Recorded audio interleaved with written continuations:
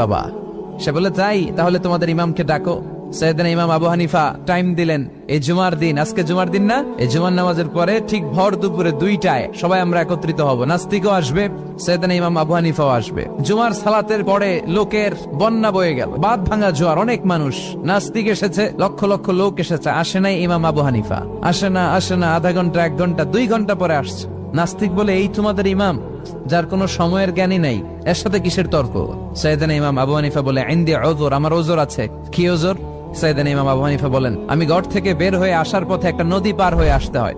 আজকে এসে দেখি নদীর মধ্যে কোনো মানুষ টানুষ নাই, নৌকা নাই, মাঝি নাই, কিচ্ছু নাই। তো হঠাৎ দেখলাম পাশে বিশাল বড় একটা গাছ, এই গাছটা এমনি এমনি 2 ভাগ হয়ে গেল।